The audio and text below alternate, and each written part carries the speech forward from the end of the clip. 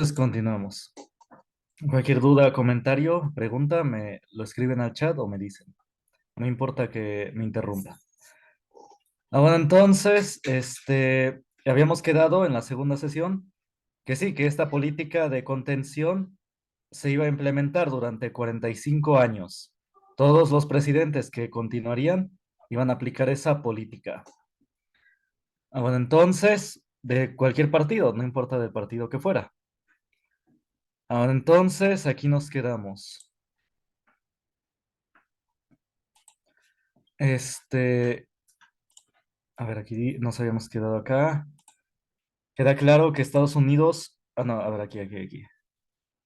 Resulta claro que el elemento principal de cualquier política de los Estados Unidos hacia la Unión Soviética debe ser la de una contención de las tendencias, de las tendencias expansivas rusas a largo plazo.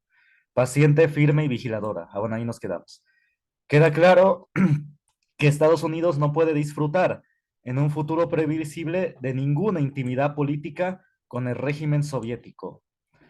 Debe continuar considerando a la Unión Soviética como un rival, claramente, aquí claramente lo dice, y no como un socio en el escenario político. Y esto se ha mantenido.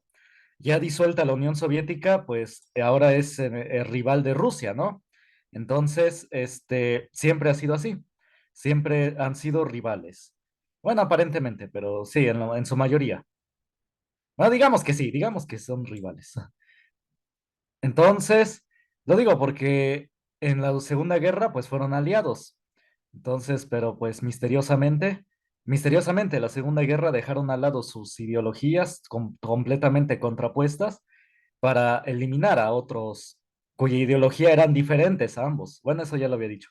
Pero el punto, bueno, ahorita no voy a ahondar en eso. Entonces, mejor, bueno, por el momento consideremos que sí, efectivamente. Los Estados Unidos y la Unión Soviética eran rivales irreconciliables.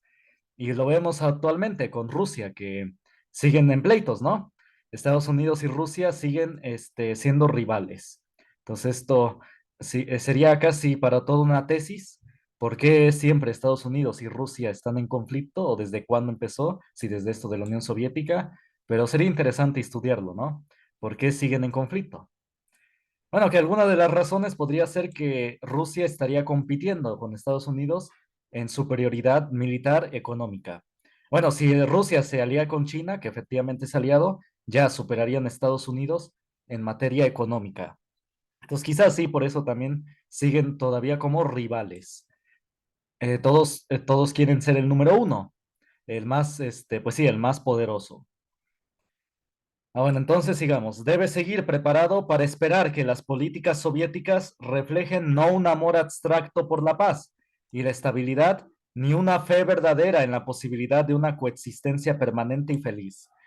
Hablan de esta manera. En México para nada hablamos de esta manera porque en Estados Unidos sí permiten que haya apertura a la religión. En Estados Unidos son protestantes, no son católicos, son protestantes.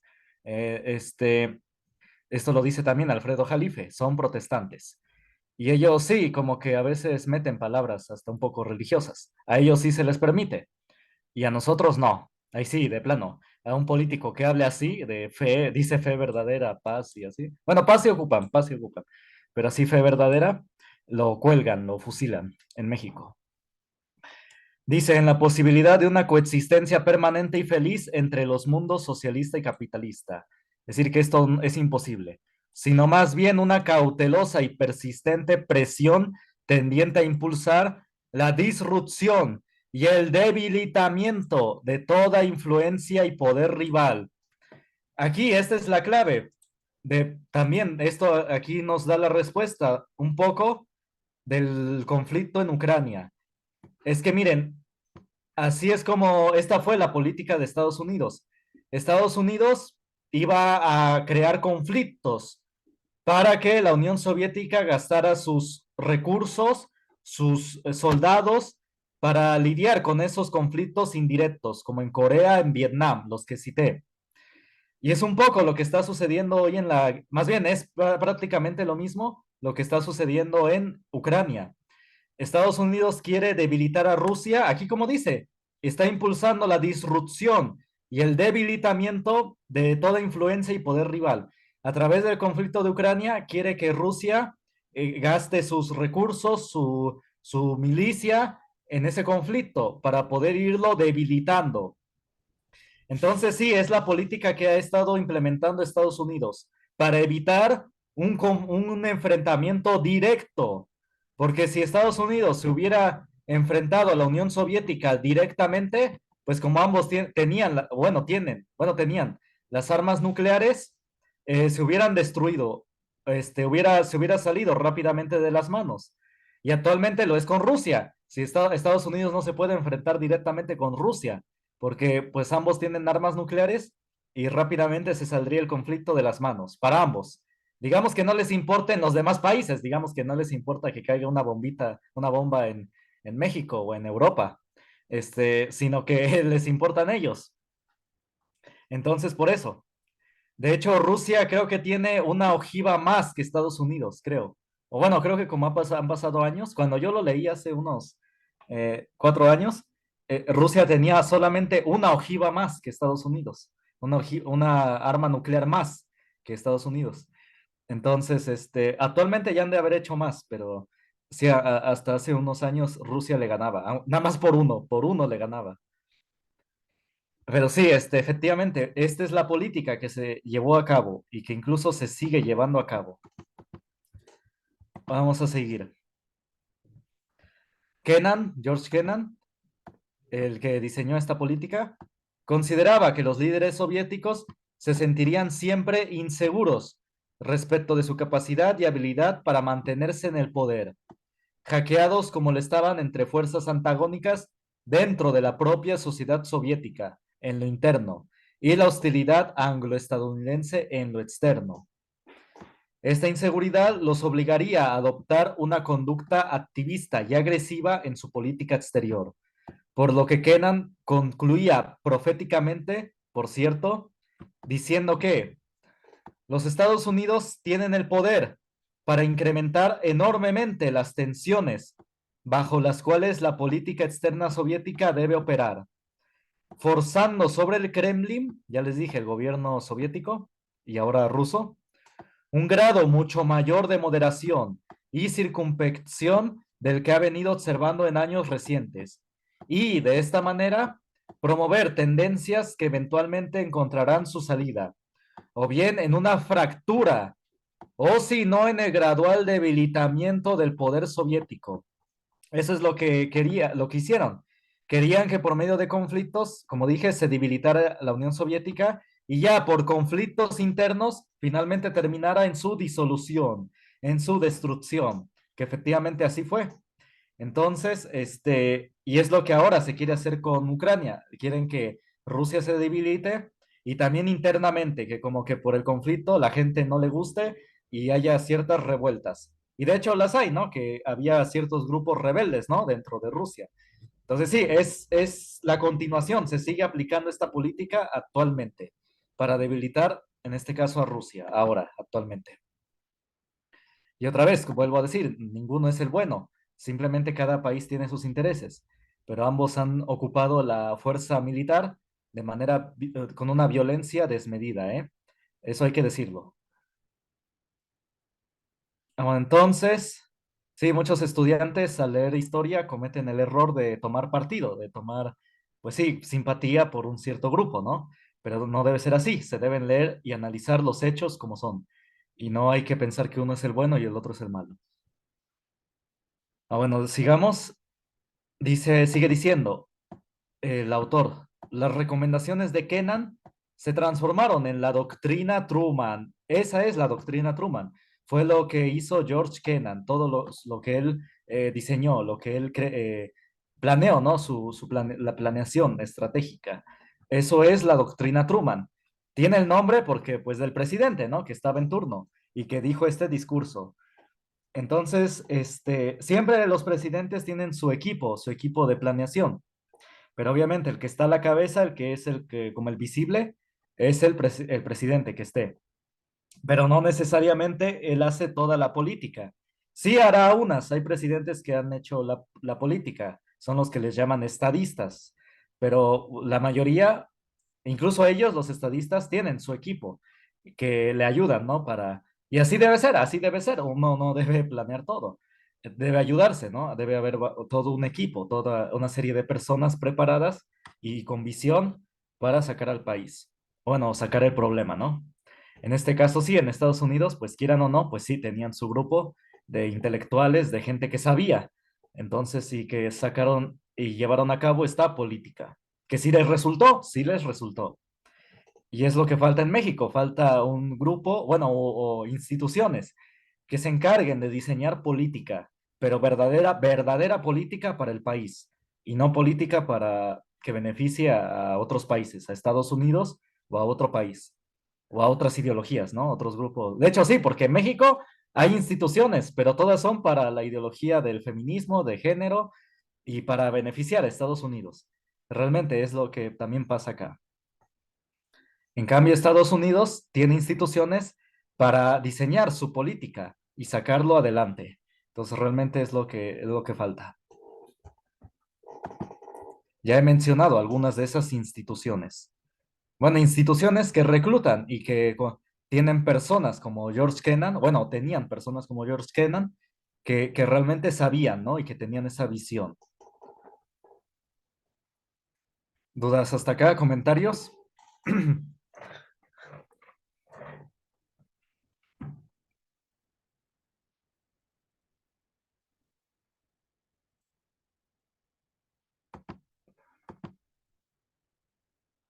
Bueno, entonces continuemos. Este, efectivamente, esta planeación de George Kennan fue la doctrina Truman, que conformó la política estadounidense, dice acá, hacia la Unión Soviética, es decir, para enfrentar a la Unión Soviética, que tras más de 40 años de contención, como decía Kennan, militante, terminó logrando precisamente aquello que previó Kennan, la fractura del poder soviético. Entonces, efectivamente, esto dio resultado.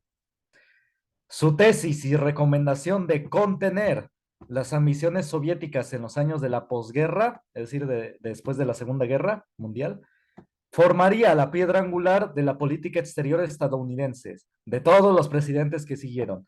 Truman, después Eisenhower, después Kennedy, que lo mataron, Lyndon Johnson, así se llamaba, Lyndon B. Johnson, así se llamaba, Nixon, Ronald Reagan, que lo derrocaron con un escándalo, James Carter y George Bush.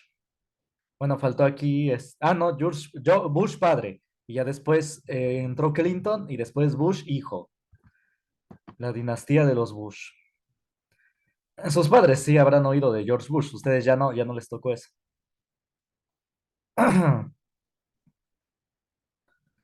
Vamos a ver, vamos a seguir.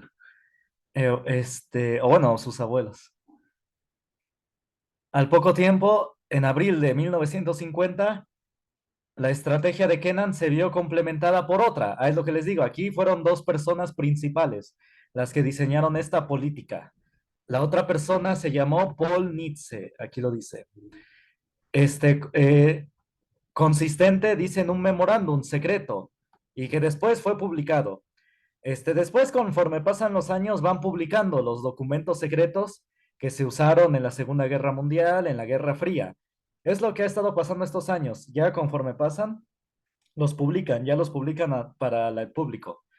Y es por eso que hay que continuar estudiando, leyendo, porque resulta que verdades que le dijeron a las personas y que están en los libros de historia sobre la Segunda Guerra o sobre la Guerra Fría, ya después dicen en recientes años con estas publicaciones de documentos secretos que mismo publica el gobierno estadounidense los publica, los libera. Mencionan que resulta que era mentira, que lo que cosas que a veces les dijeron a la gente hace 100 años, resulta que era mentira. Entonces, por eso hay que estar al tanto de esas publicaciones. Y uno de estos documentos fue este de la Guerra Fría.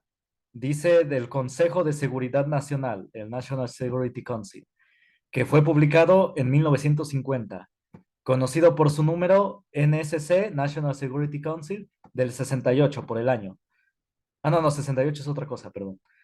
El mismo contenía una serie de recomendaciones, aquí dice 1950, perdón, discúlpenme, me confundí con lo del 68 de los estudiantes, disculpen, fue en 1950.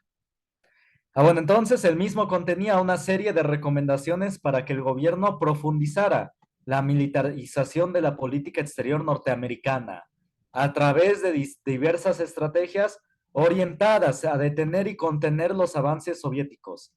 Su autor, Paul Nitze, complementaba así las propuestas contenidas en el artículo X de George Kennan. Es decir, George Kennan sentó las bases y ya Paul Nitze terminó de complementarlo. Y ya por eso es que también estuvo acompañado de una militarización, como vimos, ¿no? Guerras en varias partes del mundo, Corea, Vietnam, Líbano y toda esa listota, ¿no? Que de hecho le falta, ¿eh? Le falta. Entonces, de forma tal que si este proponía, es decir, Kennan, una estrategia geopolítica para administrar un mundo bipolar, el memorándum generaba las tácticas políticas y militares y económicas. Entonces, ven cómo se complementan.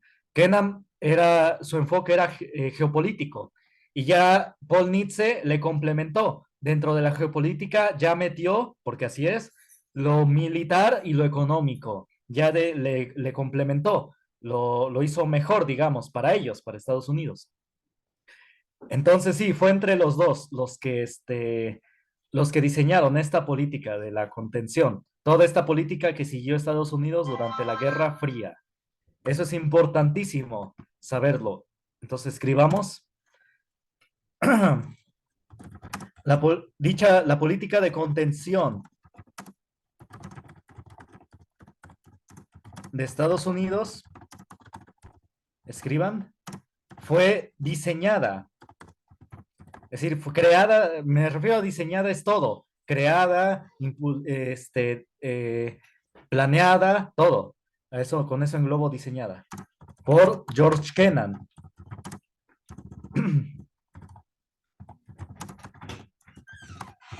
Digo, y ustedes lo pueden buscar hasta en la Wikipedia, quién fue George Kennan y Paul Nitze. No es secreto, les digo, no es secreto. Es cuestión de leer bien la historia. Estas personas son mencionadas en la historia oficial. George Kennan. Y ya y Paul Nitze. No confundan a alguien que vea este video, o bueno, o mis alumnos, no confundan con Nietzsche, el filósofo. Son distintos, ¿eh? No se vayan a confundir. No vayan a confundir con el filósofo Nietzsche. Son dos personas completamente distintas, ¿eh? No se vayan a confundir. Esta es otra persona. No es el filósofo, ¿sí? Bueno, Paul Nietzsche. El primero, es decir, George Kennan, en su artículo publicado. Estoy resumiéndolo todo lo que leímos, ¿eh? Lo estoy resumiendo. Publicado en su artículo. Fue uno. Publicado en la revista Foreign Affairs. Foreign Affairs se traduce en Asuntos Exteriores. Así se llama esa revista. Asuntos Exteriores. Y sigue existiendo esta revista. Sigue publicando artículos sobre la política estadounidense. Los que verdaderamente estudian política lo leen. En la revista Foreign Affairs, este, planteó la estrategia geopolítica de la contención, la cual buscaba evitar el avance soviético en materia territorial, es decir, que no se siguieran expandiendo territorialmente, económica, bueno, en materia territorial más que nada.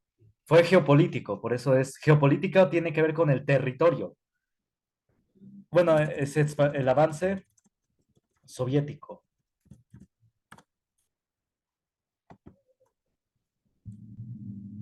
Bueno, mejor la expansión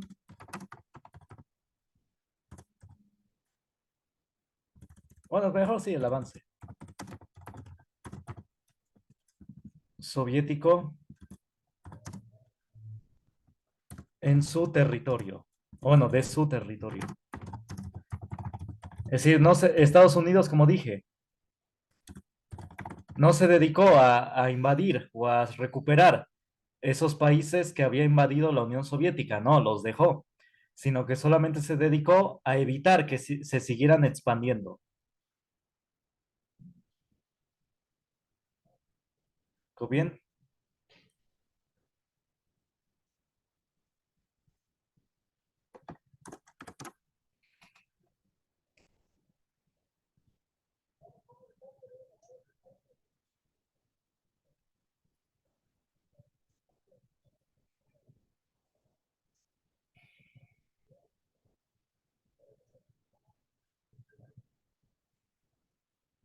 Y ya más tarde, Paul Nietzsche, bueno, simplemente Nietzsche, nos referimos a Paul Nietzsche, este, lo complementaría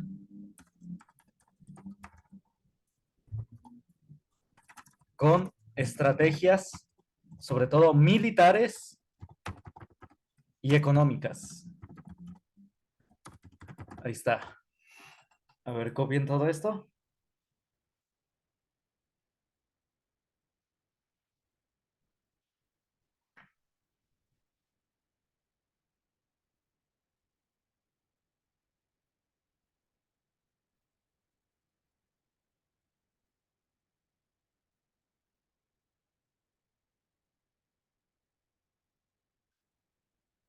Copien, copien. Me avisan cuando terminen de copiar. Ah, bueno, entonces así fue como se creó esta política. Podemos expandirnos un poco más, pero... Ah, bueno, y aquí dice quién fue Paul Nietzsche, no, no es cualquier... bueno, digo, me refiero, no solamente, no solamente era intelectual, que estudiaba mucho, también fue, miren, secretario de la Marina, secretario adjunto de Defensa para Asuntos de Seguridad Internacional, director del área de planeamiento de la política externa, vicepresidente de la banca, imagínense. Este, de hecho, creo que Paul Nitze no era militar. Imagínense como un vicepresidente de la banca, estaba en el ejército de secretario de Marina. Entonces, vean, siempre lo económico está unido a lo militar, ¿sí? Imagínense. Y es lo que no se entiende en México. Miembro del CFE, ah, bueno, eso es otra cosa. Pero sí, estas personas están en todos lados. George Kennan, a ver, vamos a ver si aquí está el currículum de George Kennan. Déjenme ver. Aquí está. Ah, bueno, aquí dice George Kennan, aquí está quién fue. Embajador en Moscú, es decir, ese es estadounidense, nada más que era el embajador de Estados Unidos en Moscú. Durante la presidencia de Truman y director del grupo de planeamiento de políticas del Departamento de Estado, como ya lo dijimos, ¿no? Y le decían de apodo Señor X, ese era su apodo, Señor X. Bueno, su seudónimo, cuando publicó ese artículo, el Señor X. Ah, bueno, entonces, no, no viene su currículum, pero lo pueden buscar. Hasta viene aquí debe venir en la Wikipedia. Digo, no, no recomiendo la Wikipedia nada más, que a veces nada más para darse una leída de quién fue la persona. Así, leída así nada más superficial. Pero sí, de aquí sí viene el de Paul Nitze, les digo, secretario de Marina y hasta vicepresidente de la banca, John Reed. Imagínense cómo lo militar siempre está unido a lo económico, ¿ven? Imagínense. ¿Dudas hasta acá? ¿Comentarios? Bueno, hasta aquí lo dejamos y vamos a la guerra de Corea. Ay, pero ya faltan 10 minutos, no me va a dar tiempo de la guerra de Corea. Bueno, entonces, vamos a continuar comentando sobre esto. Y ahora sí, la próxima clase, ahora sí, vemos la guerra de Corea. Es que todo esto da para mucho más. Este señor que, miren, para que vean que es importante estudiar. Este señor, Adrián Salvucci, que evidentemente, como ustedes pueden ver, estudia demasiado. Aquí tiene demasiada información y él las une. Él puede redactar, su redacción es impecable, ¿le entiendes? Porque miren, cuando ustedes a veces leen un libro, ya sea de historia o de otra cosa, a veces el autor no se da a explicar, a veces como que uno no le entiende. Hay autores que sí, que a veces no pueden redactar, pero este autor, su redacción es impecable, uno le entiende perfectamente. Y de hecho, nada más lo comento porque este señor, yo lo admiro mucho, y de hecho en una entrevista que vi de él, él es argentino, es de Argentina. Y él nada más tiene terminada la secundaria, no tiene estudios profesionales, pero como él por su cuenta le interesaban estos temas y se dedicó a estudiar, imagínense todo lo que puede exponer, ¿no? Le gana a cualquier doctor en historia o política, o digo ciencias políticas, le gana a cualquiera de esos. Se pone al nivel de Alfredo Jalife. Entonces, yo incluso en lo personal, me gusta más, digo, en cuanto a autoría de esto de la geopolítica, este, me gustan más los escritos de Adrián Salvucci que los de Alfredo Jalife. Entonces, bueno, no sé si conozcan a Alfredo Jalife, ¿lo conocen? Gonzalo, bueno, y los demás. Si no, por ahí lo buscan en YouTube. Es un analista mexicano geopolítico, pero incluso yo diría que Adrián Salvucci le gana. Entonces, sí, hay mucho que estudiar. Y qué bueno que hay personas que estudian y que pueden unir estos hechos históricos para que aquí nos los expongan y así podamos entender cómo fue todo este desarrollo. ¿Dudas, comentarios hasta acá? Voy a publicarlo en el grupo, este libro, por si, ahora sí, ya, me propongo, hoy lo publico, porque desde la semana antepasada dije, pero no lo he publicado. Ahora sí, con las grabaciones voy a publicar este libro, para que por si lo quieren leer. ¿Dudas, comentarios?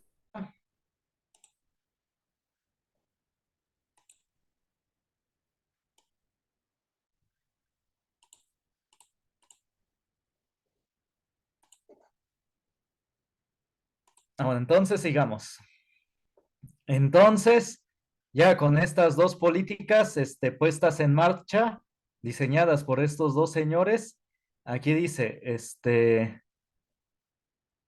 ello implicaba dividir al planeta en dos bloques antagónicos que se debatirían entre sí lo que llaman la Guerra Fría, signada por el no enfrentamiento directo. Exacto, es lo que dije, no es un enfrentamiento directo, es indirecto, cuyos conflictos se dirimirían a través de guerras calientes, libradas entre las estructuras político-militares y en los territorios de terceros países. Y es lo que dice acá, esas auténticas guerras calientes luchadas en tierras ajenas, es decir, no en Estados Unidos ni en la Unión Soviética. Y aquí dice los países en donde se librarían estas guerras calientes, estas guerras entre tierras ajenas a ellos dos.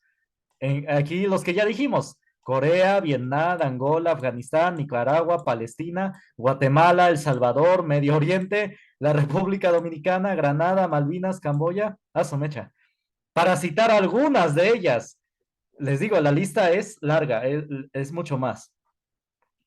Entonces vean cómo la verdadera guerra casi mundial, porque miren, esta es una guerra mundial. Aquí Corea es de Asia, Corea y Vietnam de Asia, también Afganistán, Nicaragua de América, Guatemala también de América, El Salvador de América. La Segunda Guerra Mundial no impactó en América, no impactó, aquí no llegó. Nada más mandamos México el Escuadrón 201, ¿no? Pero en sí en México no llegó la Guerra Mundial, la Segunda Guerra Mundial. Pero más sin embargo, esta guerra fría, esta guerra entre los dos países, sí, se expandió a todo el mundo, a los cinco continentes. Esta fue verdaderamente la guerra mundial. Esta realmente fue, porque esta es la que se expandió a todos los países. En México, pues sí, no hubo una guerra en sí, como estos países, que sí, la vivieron mal, la vivieron realmente mal.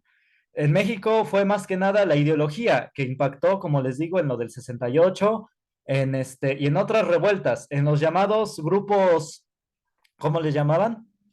Ay, las guerrillas, ¿y cómo les llamaban?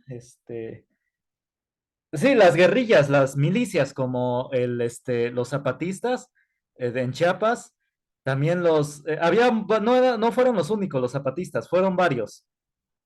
varios que hicieron grupos paramilitares, es decir, fuera del ejército, grupos que tenían sus armas y todo, y que querían implementar un nuevo gobierno, pero no lo lograron. En México, esos grupos mercenarios o militares se dedicaban solamente a secuestrar, por ejemplo, hijos de empresarios y pedir rescate. También secuestrar políticos y pedir rescate. Y crear ese tipo de conflictos. Personas que pertenecían a estas guerrillas ahora son, ¿cómo se dice? Según intelectuales, como en el caso de ¿cómo se llama? Julio Astilleros. Es un señor que hace, según programas, es un youtuber que según, y creo que es profesor, no sé si de la UNAM, no me acuerdo, pero era parte de una guerrilla y también estuvo involucrado en secuestros de hijos de políticos o empresarios. Digo, no es que los justifique, sino que obviamente secuestrar no está bien, no es la forma, ¿sí? Si quieren, si tienen una ideología o si tienen una cierta, pues sí, manera de querer cambiar las cosas, pero no es la forma. Entonces, sí, en México sí hubo guerrillas, sí hubo estos grupitos que hacían estas cosas. Fue lo que se vivió en México. Pero ya países como Nicaragua, sí tuvo como guerras civiles, tuvo como revoluciones, donde fue el choque precisamente fue precisamente estas guerras calientes. Nicaragua, fue el que, por ese conflicto entre Estados Unidos y la Unión Soviética, ahí ganó en ese caso la Unión Soviética, y por eso es que es presidente actualmente Daniel Ortega, donde hay mucha opresión, donde no puedes decir nada en contra del gobierno, absolutamente nada, ni una opinión chiquita, porque si no eres arrestado. Entonces, sí, por eso es muy importante este tema, porque muchos de estos gobernantes que están actualmente surgieron de los conflictos en estos países, de estas guerras calientes, como en el caso de Nicaragua, donde está Daniel Ortega. Afganistán también, que es un desastre Afganistán, pero por este tipo de guerras. El Salvador, ¿quién está en El Salvador? No me acuerdo. República Dominicana, igual la está pasando muy mal, no ha estado realmente bien desde estos años. Y así sucesivamente podría irme con varios países. Bueno, dudas, comentarios hasta acá.